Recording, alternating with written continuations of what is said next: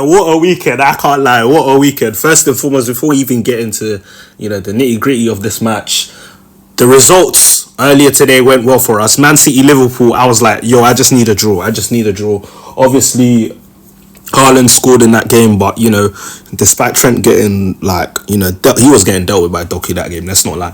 Despite him getting dealt with, he showed his world class footballing ability, and stepped up to the plate with a crucial goal for Liverpool, and that made sure that Liverpool ended up leaving with a point at the Etihad. And I was like, all right, cool. The way things are panning out, we have to get 3 points this game. So the game starts, and it's like, obviously there was a lot of noise, around Ramsdale. Ramsdale right has been a debate all season, let's be honest. And despite the fact that it's been a hot topic, we've still been, moving forward and just kind of like getting by. You get what I'm saying? We've been getting by, we've been getting points on the board, and whatnot, despite, gaffes every now and then from both goalkeepers. It's crazy. I think the pressure of the noise as well, it hasn't necessarily helped both goalkeepers, but as an Arsenal fan, we already know right now Raya is the number one. Ramsdale, listen, I love him, but I actually think that the writing's on the wall for him, not because of this performance. I just think Arteta was going in a different direction, and he has the right to change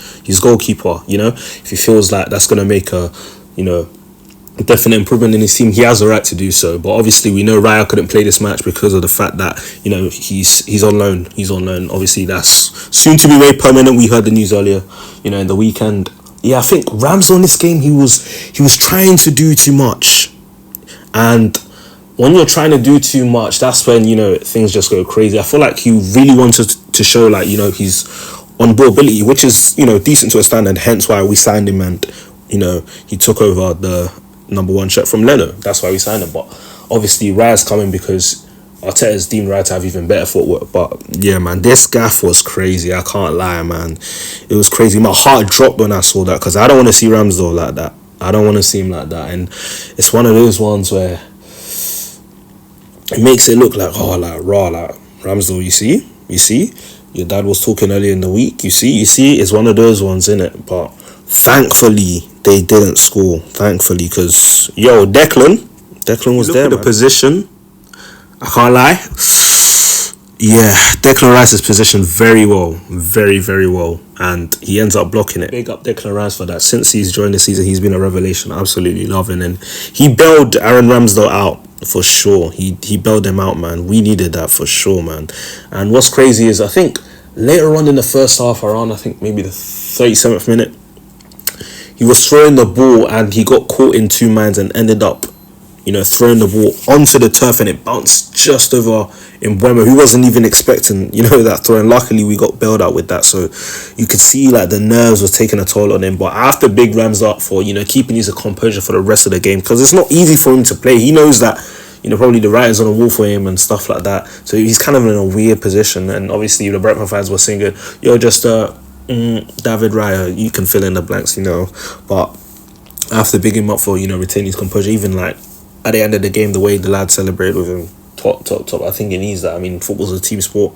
These guys share the dressing room together. They're gonna be close, more often than not. And you see the team spirit there. But yeah, I was worried. Not even just for Arsenal. I was worried for Ramsdale, because mistakes like that can really put a shock to the system and affect how your career goes. Like that. It's crazy, man. But he came through unscathed, thankfully for us. And bro, that ball, I think it was a ball from Saka, that found Jesus in the box. Jesus was unmarked. I can't lie, he should have buried the header. He didn't bury the header. Flecken saves it, and Trossard's there to nod it in. I'm thinking, it's 1-0. But bro, he started checking for VAR, and I was like, wait, how can they check for VAR? This surely is a goal. But bro, you know how it goes. Trossard's left foot is deemed to be offside, so that's just what it is, really. It's in front of the ball, apparently. So yeah, we just had to kind of, deal with it, kind of thing. But I definitely thought it was a goal, and I would have been happy to see Trossard getting on the score sheet again. Trossard's my guy. But Jesus, you should be doing a bit better with the header there from that range. I do think you should, man. But another thing I want to touch on is, when you need to be objective, just be objective. Obviously, I understand Zinchenko's not the best defensively, but there's times I've seen him put in like mad defensive actions. Even though sometimes, wingers can get at him, there's times I've seen him put in mad defensive actions, even like last season, this season sometimes. And I just wanted to give him his flowers for this one. Obviously, I think it all started when he like lost the ball, but bro, this clearance necessary. Ramsdale's not getting to that. Look how Ramsdale's arm is outstretched. He's not getting to that. That's going under him, bro. So that was a goal-saving clearance, bro. Honestly. So I have to big Zinchenko up for this because, the kind of, I guess, like consensus around Zinchenko is like, yeah, defensively horrible now. But look at that defensive action. He has to get bigged up for that. That was a key part in us, making sure we ended up with the 3 points in the game, and someone else, a special someone, was a key part. But we'll get onto that later. But hey, Zinchenko, you have to big him up for that for sure. So yeah, obviously Arteta shuffled the pack, and he brought on Kai, and who else did he bring on? Eddie. Yes, I remember he brought on Eddie because I'll be real, it was like there was a 4-on-1 opportunity. Eddie decided to shoot, it didn't go in, but I was like, Eddie, square it.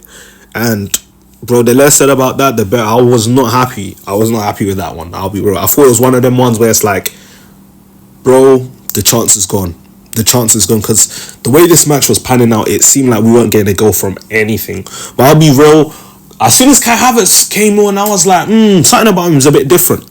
Within the first minute, I'm pretty sure he hit like a little spin move, went towards the right, tried to cross it, and went out for a corner. So I was like, Havertz looking a bit revitalized. Sometimes when you take a player out, like, the limelight, I think it actually works in their favour. Like, Havertz's big contributions this season have come off the bench. The one against City, even against Chelsea away, he helped us. And bro, even this match, you feel what I'm saying? Like, one strength of Kai's is, his aerial dominance. I'm not gonna lie. We need to be taking advantage of that because, bro, it's crazy, man. Saka hasn't had the best of seasons, but he still be putting up GA. And when he gets on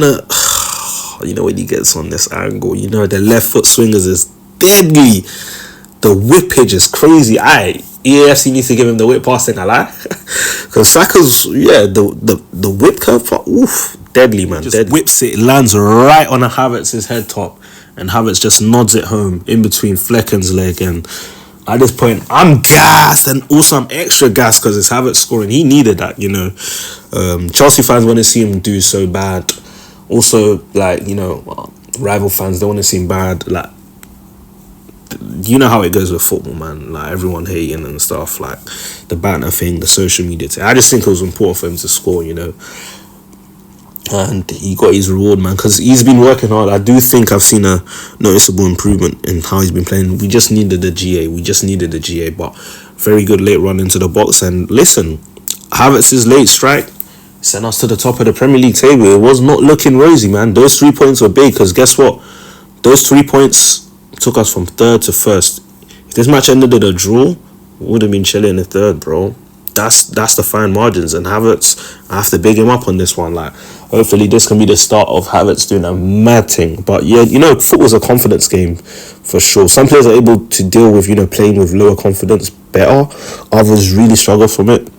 And I think this is a big step in a positive direction for Kai. So I have to big him up for sure, man. And, love the celebrations. And also at the end of the match, Arteta pushing him to celebrate with the fans. It was sweet, man. So yeah, man, happy with the win, top of the table. You got to keep pushing. I'm pretty sure Wednesday got a Champions League match, and it'll be interesting to see if Arteta rewards Ramsdale with a start, because he did help us get in the Champions League, to be fair.